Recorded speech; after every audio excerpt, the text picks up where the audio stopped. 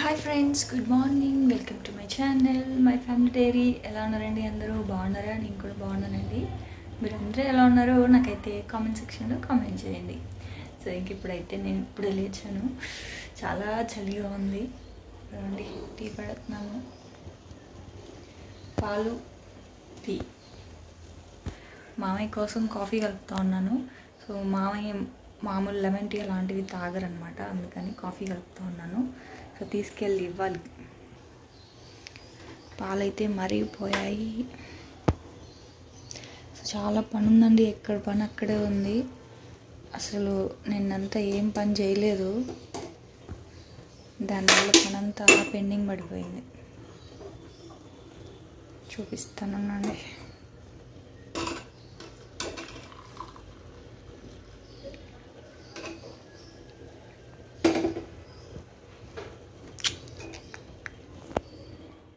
మామయ్యకి ఇచ్చేసి వచ్చేద్దాం. మామయ్యకి, మా వారికి. చూసారా, షింక్లో సామాన్లు అన్నీ అలాగే ఉన్నాయి. ఇంకా టేబుల్ మీద సామాన్లు కూడా అలాగే ఉన్నాయి. ఇంకా ఈ టబ్లో సామాన్లు అయితే సర్దాలి, కడిగిన సామాన్లు అవి సర్దాలి. ఇంకంతా గజీ బిజీగా ఉంది. రాజుగారు ఇదో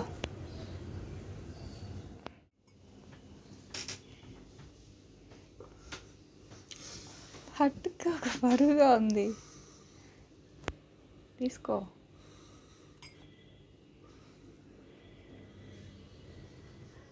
సో ఇదిగోండి, ఇంకా కాఫీ పట్టుకొని మేడపైకి అయితే వచ్చాను మామయ్యకి ఇద్దామని చెప్పి. మామయ్య ముందే లేచారండి, 6 గంటలకే లెగుస్తారు. ప్రతిరోజు 6కే లెగుస్తారు. ఒక్కొక్కసారి నేను బద్దకించి లేట్ అయినా సరే మామయ్య మాత్రం 6కి లేచి ఇంకా అలా మొక్కలకన్నిటికీ నీళ్లు పోసి, అక్కడ ఏమైనా పిచ్చి మొక్కలు అవన్నీ ఉంటే తీయడం, అంత మామయ్య డ్యూటీ అనమాట. ఇంకా కొన్ని మొక్కలు అవన్నీ వెయ్యాలి. అసలు ఏంటో ఈ మధ్య అసలు మొక్కల గురించి సరిగా పట్టించుకోవట్లేదు నేను. ఇంకా నాతో పాటు మా వారు కూడా ఆ లెమన్ టీ, అదే ఆమ్లా టీ పట్టుకొని మేడ మీదకి వచ్చి కూర్చొని అంటే ఎండలో కూర్చోన్నారనమాట. అసలు చాలా చలిగా ఉందండి. ఈ చలి వల్ల అసలు పని ఏం చేయబుద్ధి అవ్వట్లేదు, అలా పడుకోవాలనిపిస్తుంది. నవంబర్లో కొంచెం పర్లేదు, డిసెంబర్ స్టార్ట్ అయిన దగ్గర నుంచి చాలా అంటే చాలా మంచు అయితే పడుతుంది. సో ఇదిగోండి, ఇంక ఇక్కడ చూస్తున్నారా తులసి మొక్కలు, అసలు ఏం వేయకపోయినా వాటంతట అవే ఎంత బాగా వచ్చేస్తున్నాయో. మేడంతా బోల్డ్ అన్ని తులసి మొక్కలు అయితే ఉన్నాయి. అన్ని రకాల తులసులు ఉన్నాయన్నమాట. రామ తులసి, కృష్ణ తులసి అంటారు కదా. సో కలర్స్ కొంచెం బ్లాక్ కలర్లో ఉంటాయి. అన్ని రకాల తులసులు అయితే ఉన్నాయి. అదేంటో పూజ చేసుకుంటున్న తులసమ్మ మాత్రం సరిగా ఎదగట్లేదు. అసలేం పట్టించుకోకపోయినా సరే ఈ తులసి మొక్కలు మాత్రం ఎంచక్క అవంతట అవే వచ్చేస్తూ ఉన్నాయి. బహుశా సన్లైట్ వల్ల అనుకుంటున్నాను నేను. కింద సరిగా సన్లైట్ ఉండదు కదా, సో దానివల్ల సరిగా ఎదగట్లేదేమో. ఇంకా మేడ మీదే పెట్టేద్దామని చెప్పి డిసైడ్ అయ్యాను. చూస్తున్నారు కదా మా గుమ్మం అసలు ఎలా ఉందో. గుమ్మం కూడా అసలు ఏం తొడవలేదు నేను. చెప్పాను కదండి, సండే అంటే కొంచెం లేజీగానే ఉంటుంది. ఎందుకంటే అన్ని రోజులు ఇంక పరిగెట్టాలి, ఉదయాన్నే లేచి. అందులోనూ మార్నింగ్ వ్లాగ్ ఏదైనా చేయాలి అంటే 5కే లెగాలి. సో ఇంకేంటంటే యాక్చువల్గా ఇప్పుడు హాలిడేస్ అనమాట, సంక్రాంతి హాలిడేస్ అయితే ఇచ్చేశారు పిల్లలకి. సండే నుంచి హాలిడేస్ అనే చెప్పాలి. మధ్యలో మండే ఉంది స్కూలు, అయినా సరే మా వాళ్ళు పెట్టేశారనమాట హాలిడే. ఇంకా ఫుల్ ఇంకా హాలిడేస్ వాళ్ళకి ఇంట్లో అంతా రచ్చ రచ్చ గోల గోలగా ఉంది. ఇంకా మా చెల్లి వాళ్ళు, మా మరిది వాళ్ళందరూ ఉన్నారు కదా, సో ఫుల్ గోల్ గోల్ అనమాట పిల్లలతోటి. ఇంకోటి ఏంటంటే క్లీనింగ్లు అవ్వలేదండి ఇంకా సో నేనేంటంటే వెనస్డే నుంచి చెయ్యాలి క్లీనింగ్స్ అవన్నీ కూడా. అంటే పండగ దగ్గర పెట్టుకొని చేద్దాంలే క్లీనింగ్ అని కొంచెం బద్దకించాను. సో ఇంక ఇప్పుడైతే క్లీనింగ్లు అవన్నీ జరుగుతూ ఉన్నాయన్నమాట. మీ క్లీనింగ్లు అయిపోయాయా? అందరూ ఫుల్ బిజీగా ఉండుంటారులేండి ఆడవాళ్ళందరూ కూడా. సో నాకైతే అందుకే మీకు కామెంట్స్కి రిప్లై కూడా అంతగా ఇవ్వలేకపోతున్నానండి. లేట్గా ఇస్తున్నాను. ఒకరోజు కామెంట్కి పక్క రోజు ఇస్తున్నాను రిప్లై అయితే, ఎందుకంటే అంత బిజీగా ఉన్నాను అనమాట. పిల్లలు ఇంట్లో హాలిడేస్, మా వారి ఇంట్లో ఉన్నారు, పిల్లలు ఇంట్లో ఉన్నారు, ప్లస్ మా మరిది మా చెల్లి వాళ్ళందరూ ఉన్నారు. ఫుల్ అంతా క్లీనింగ్ ఒకవైపు జరుగుతూ ఉంది, ఇంట్లో పిండి వంటలు అవి ఇవి వండుకుంటూ. సో ఫుల్ బిజీగా ఉన్నానన్నమాట. సో నాకు తెలిసి అందరూ అలాగే బిజీగా ఉండుంటారులేండి, ఇంకా సంక్రాంతి కాబట్టి. సో మీ సంక్రాంతి పనులన్నీ ఎంతవరకు వచ్చాయో నాతో అయితే షేర్ చేసుకోండి. సో ఇక్కడైతే మాత్రం నేను ముందు రోజు సామాన్లన్నీ సర్దలేదు. సాటర్డే రోజు చూస్తున్నారు కదా, అంతా చిందరవందరగా ఉంది. ఏ రోజు పని ఆ రోజు చేసుకుంటానండి, మ్యాక్సిమం చేసేసుకుంటాను. కాకపోతే ఒక్కొక్కసారి బద్దకిస్తూ ఉంటాను. పక్క రోజు హాలిడే అంటే మాత్రం ఎంత బద్దకిస్తానో నాకే తెలీదు. సో ఇదిగోండి ఇంక ఇలా అన్ని సామాన్లన్నీ ఎక్కడైతే పెట్టేస్తూ ఉన్నానన్నమాట. కిచెన్ క్లీనింగ్ అయితే అయిపోయింది, అంటే డీప్ క్లీనింగ్ అంటాం కదా, సో డీప్ క్లీనింగ్ అంతా అయిపోయింది. ఇంకా ఇల్లు క్లీనింగ్ మాత్రం ఉందన్నమాట. అంటే ఇల్లు క్లీనింగ్ అంటే బూజులు అవన్నీ దులపడం, కర్టన్స్ అవన్నీ తీయడం. చూస్తున్నారు కదా బెడ్రూమ్స్లో పెద్ద పెద్ద కర్టన్స్ ఉంటాయి, సో అవన్నీ తీయాలంటే చాలా కష్టం. ఆ కర్టన్స్ అవన్నీ తీసి ఉతికి ఇంకా పండగ దగ్గర చేసి క్లీన్ చేద్దాంలే అని చెప్పి ఆగాను. సో ఇంక ఇప్పుడు అవన్నీ చేస్తూ ఉన్నాం అనమాట. ఇంకా ఈరోజు అంటే సండే రోజు మాత్రం ఆ పనులైతే ఏం పెట్టుకోలేదులేండి. వెనస్డే నుంచి స్టార్ట్ చేసామన్నమాట క్లీనింగ్ అంతా కూడా. సో ఇదిగోండి ఇంక ఇక్కడైతే అన్ని సామాన్లన్నీ షెల్ఫ్లో పెట్టేశాను. ఇంక మా మెయిడ్ అయితే వచ్చేసిందనమాట.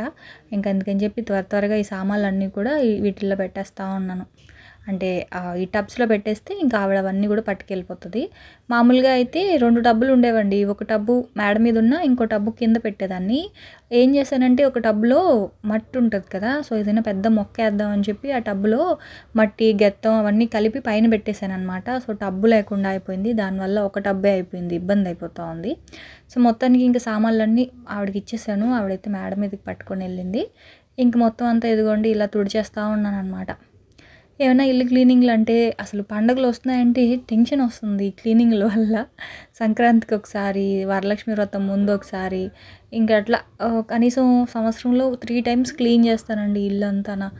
అంటే క్లీనింగ్ అంటే బూజులన్నీ దులపడం, అన్ని కర్టన్స్ తీసి ఉతకడం, తర్వాత బట్టలన్నీ మడత పెట్టేయడం, అలా ఉంటుంది అనమాట మొత్తం అంతా క్లీనింగ్. ఒక్కటి పట్టుకున్నాం అనుకోండి ఒకదాని తర్వాత ఒకటి అలా క్లీన్ చెయ్యాలి అనిపిస్తుంది. ఇది అయిపోయింది కదా ఇంకోటి కూడా చేసేద్దాంలే అలాగా. సో నాకైతే ప్రస్తుతానికి అలాగే ఉంది. అయితే ఇంకా ఇంట్లో పని అంతా అయ్యింది. ఇంక ఇప్పుడు ఏంటంటే ఇంక పిల్లలకి బ్రేక్ఫాస్ట్ లాగైతే నేను బ్రెడ్ ఆమ్లెట్ వేస్తున్నాను. స్వీట్ బ్రెడ్ ఆమ్లెట్, అలాగే హాట్ బ్రెడ్ ఆమ్లెట్ అనమాట. స్వీట్ బ్రెడ్ ఆమ్లెట్ అంటే ఏం లేదు, ఫ్రెంచ్ టోస్ట్. సో అదేంటంటే నాకు యాక్చువల్గా ఫ్రెంచ్ టోస్ట్ అంటే చాలా ఇష్టము. సో దానికోసం ఏం చేస్తున్నానంటే ఒక 2 ఎగ్స్ తీసుకున్నాను, ఒక హాఫ్ గ్లాస్ పాలు, ఒక పావు స్పూను ఇలాచీ పౌడరు, ఆ తర్వాత వచ్చేసి ఒక 2 స్పూన్స్ షుగర్ అయితే వేసుకొని బాగా బీట్ చేసుకోవాలి. దాంట్లో బ్రెడ్ ముంచి కనుక వేసుకుంటే బ్రెడ్ టోస్ట్, అదే ఫ్రెంచ్ టోస్ట్ అయితే రెడీ అయిపోద్ది అనమాట. ఇంకా ఆమ్లెట్ అయితే బ్రెడ్ ఆమ్లెట్ మామూలుగానే ఉప్పు, కారము, పసుపు, మిరియాల పొడి అయితే వేసేసాను, కొంచెం సాల్ట్ అయితే వేసుకున్నాను అంతే. అయితే మొన్న రిలయన్స్కి వెళ్ళాను కదా, అక్కడ బటర్ తీసుకున్నాను, 1/2 kg బటరు. సో దీన్ని ఇలాగే ఉంటే పాడైపోద్ది, అంటే సరిగా ఆ పేపర్కి అంతా అంటుకుపోద్ది అనమాట, సరిగా ఉండదు. అందుకే ఇదంతా కూడా ఒక బాక్స్లో వేసి పెట్టుకున్నాం అనుకోండి, మనకి ఎంత కావాలంటే అంత తీసుకోవచ్చు కదా. అందుకని మొత్తం అంతా ఇలా ఈ బాక్స్లో అయితే వేస్తున్నాను. అయితే ఇది అన్సాల్టెడ్ బటర్ అనమాట, సాల్ట్ ఉండదు ఇందులో, చప్పగా ఉంటుంది. అంటే స్వీట్స్లో కూడా వేసుకోవచ్చు, మనం గీ ఎలా అయితే వాడుకుంటామో అలాగే ఉంటుంది అనమాట. యాక్చువల్గా ఆ నెయ్యి తీసుకుందాం అనుకున్నాను, కాకపోతే ఇంకా పిల్లలు ఎక్కువ నెయ్యి స్మెల్ కంటే కూడా బటర్ ఎక్కువ ఇష్టపడుతున్నారు. అందుకని చెప్పి అంటే ఫ్రైడ్ రైస్లో కానీ లేకపోతే స్వీట్స్లో కూడా బటర్ చాలా బాగుంటుంది. సో అందుకని చెప్పేసి ఇంకా 1/2 kg బటర్ అయితే తెచ్చుకున్నాను. ఇప్పుడు బటర్ ఉంది కాబట్టి ఇంకా వాటితోటి ఇంకా బ్రెడ్ అయితే టోస్ట్ చేస్తున్నాను అనమాట. సో ఇదిగోండి కొంచెం బటర్ అయితే తీసి పెట్టుకున్నాను, మిగతాదంతా ఫ్రిడ్జ్లో పెట్టేసుకున్నాను. సో ఇప్పుడు ఏంటంటే మామూలుగానే ఇంకా ఆమ్లెట్ లాగా వేసేసుకోవడమేనండి, ఒక క్యూబ్ ఇలా వేసేసుకొని మొత్తం అలా స్ప్రెడ్ చేసేసి. స్వీట్ ఆమ్లెట్ చాలా బాగుంటుందండి. ఎంతమందికి ఇష్టం స్వీట్ ఆమ్లెట్? నాకైతే యాక్చువల్గా మా పిల్లల కంటే నాకే ఇష్టం అని చెప్పాలి ఈ ఫ్రెంచ్ టోస్ట్ అయితే.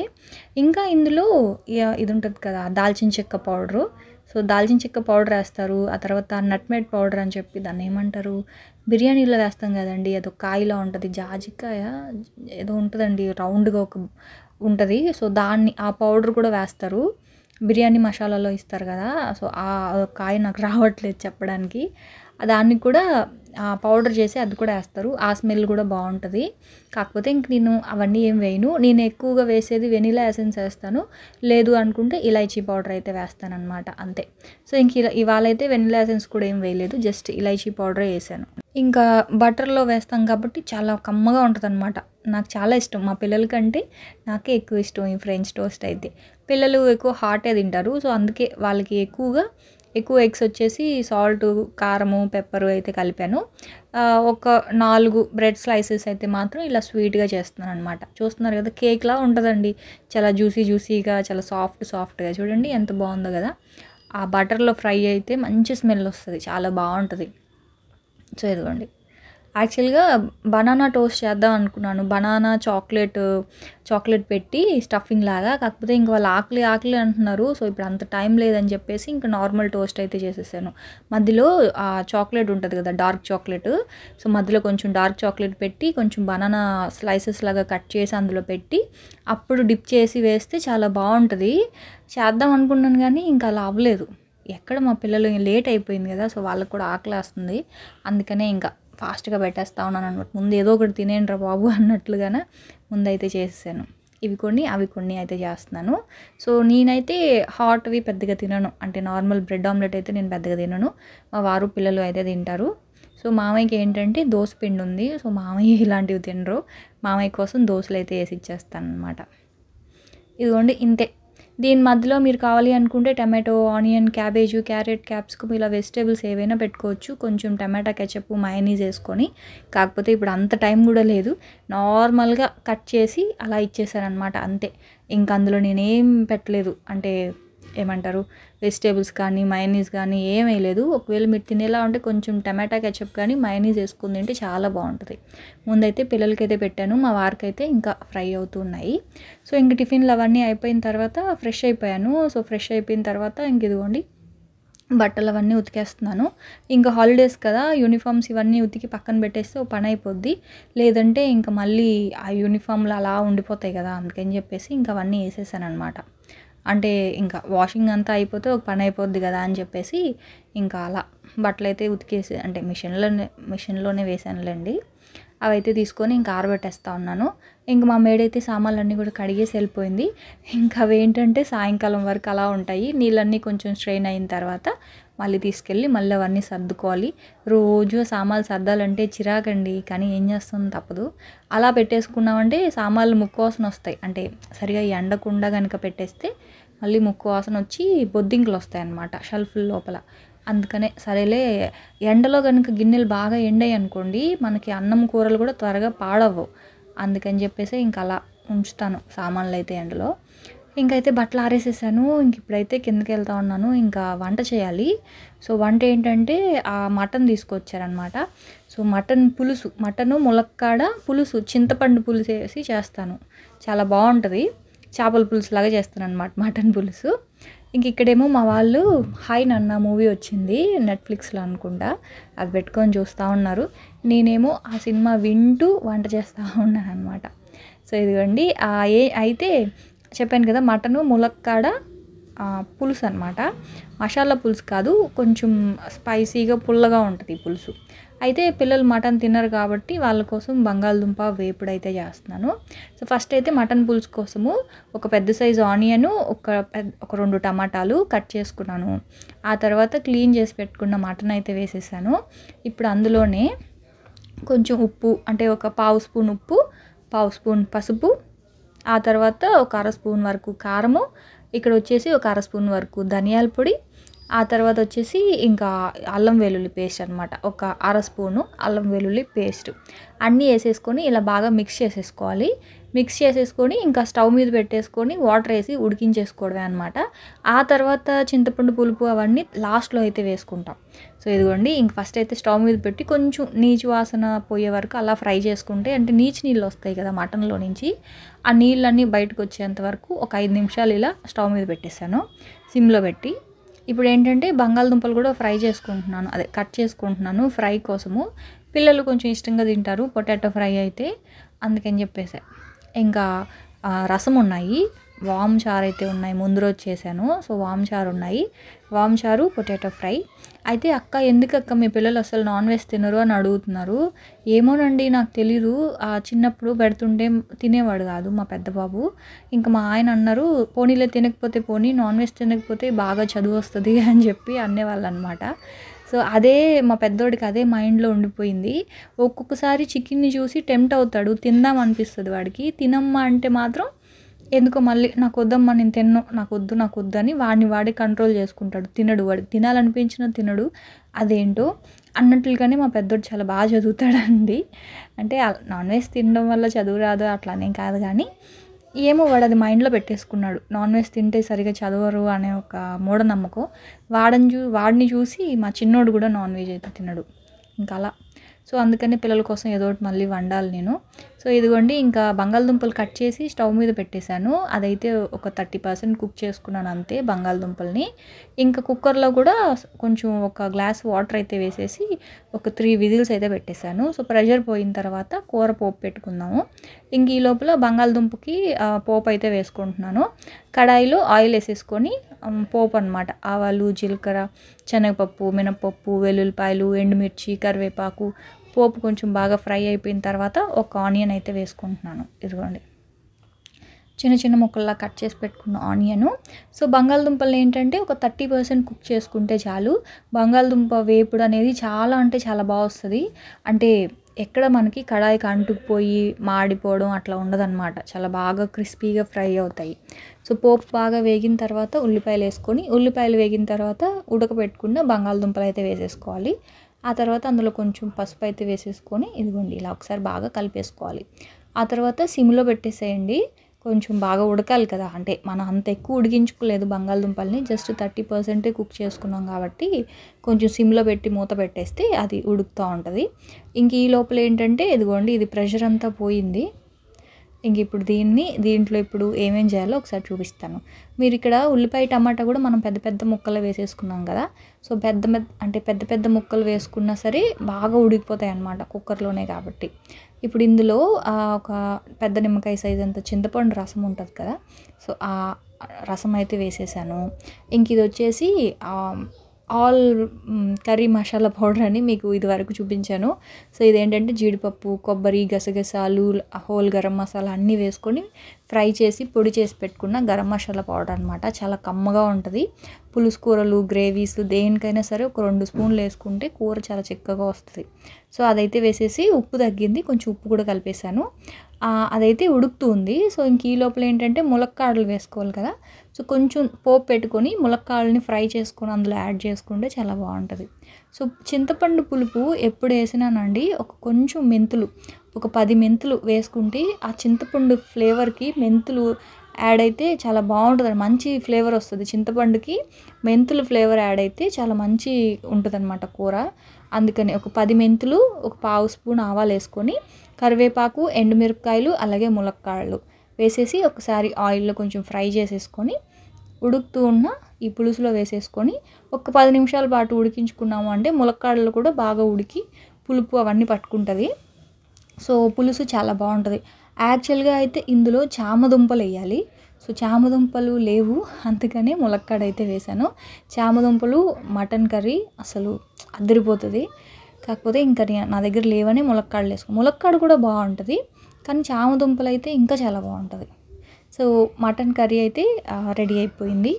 ఇంక ఇది వచ్చేసి ఇంకా పొటాటో కూడా బాగా ఫ్రై అయిపోయింది. ఇంకా ఫైనల్గా కారం అయితే వేసేసుకున్నాను. సో కారం వేసేసుకుంటే పొటాటో ఫ్రై ఇక్కడితో అయిపోయిందండి. కాకపోతే ఇంకొంచెం కమ్మగా, అంటే అన్నంతో తినేటప్పుడు కలుపుకొని తిన్న బాగుండేలాగా ఏం చేస్తానంటే ఇక్కడైతే నేను ఒక 3 స్పూన్స్ వరకు శనగపిండి, సో ఫస్ట్ కారం వేయాలి, కారం ముక్కలన్నిటికీ పట్టుకున్న తర్వాత శనగపిండి అయితే వేసుకోవాలి. శనగపిండి వేసుకొని సిమ్లో పెట్టుకొని ఒక్కసారి బాగా కలిపేసుకున్నాం అనుకోండి, బాగా క్రిస్పీగా ఉంటుంది, ప్లస్ కారంగా కమ్మగా ఉంటుంది అనమాట. శనగపిండి వేసాం కదా, శనగపిండి చాలా కమ్మగా రుచిగా ఉంటుంది. ఏ ఫ్రై అయినా అండి, ఒక బంగాళదుంపే కాదు, బెండకాయ ఫ్రై, దొండకాయ ఫ్రై, వంకాయ, ఇట్లా ఎందులో అయినా సరే శనగపిండి కనుక ఒక 2-3 స్పూన్స్, అంటే మనం తీసుకున్న క్వాంటిటీని బట్టి ఒక 2-3 స్పూన్స్ కనుక వేసుకుంటే వేపుడులు చాలా అంటే చాలా బాగుంటుంది అనమాట. సో పొటాటో ఫ్రై అయితే అయిపోయింది. ఆ తర్వాత ఇంకా పులుసు కూడా రెడీ అయిపోయింది. సో ఇదిగోండి చూస్తున్నారు కదా, గ్రేవీ చూడండి, అసలు ఎక్కడ మనకి ఆ ఉల్లిపాయ ముక్కలు, టమాటా ముక్కలు ఏం లేదు, మొత్తం బాగా ఉడికిపోయి మొత్తం అంతా గ్రేవీ అయిపోయింది అనమాట. సో మటన్ కూడా చాలా బాగా ఉడికింది, పులుసు మంచి వాసన వస్తూ ఉంది. నాకు ఇలా ఉండే పులుసు చాలా ఇష్టం అండి, మసాలా పులుసుల కంటే కూడా. అంటే ఇందులో మసాలా ఉంది, ప్లస్ చింతపండు పులుపు ఉందన్నమాట. చాలా కమ్మగా రుచిగా ఉంటుంది. నాకైతే చాలా ఇష్టం ఈ టైప్ ఆఫ్ పులుసు. మసాలా పులుసు కంటే కూడా పులుపు యాడ్ అయిన పులుసు నాకు చాలా ఇష్టం అనమాట. సో ఇంక ఇక్కడైతే నేనైతే అన్నం తినేస్తూ ఉన్నాను వేడివేడిగా పెట్టుకొని. ఇంకా అన్నం తింటూ ఇదిగోండి చూస్తున్నారు కదా, సినిమా అయితే చూస్తూ ఉన్నాం అనమాట, హాయ్ నాన్న మూవీ. సో సినిమా చాలా బాగుంది, మాకు బాగా నచ్చింది, పాప సెంటిమెంట్ కదా. సో అలా సినిమా చూస్తూ భోంచేస్తూ ఉన్నాము. సో మా లేజీ సండే రొటీన్ వ్లాగ్ అయితే ఇలా గడిచిందండి. సో చూసారు కదా, మళ్ళీ రేపటి వ్లాగ్లో మళ్ళీ కలుస్తాను. అప్పటి వరకు అయితే ఉంటాను ఫ్రెండ్స్. మరి బాయ్ అండి, బాయ్.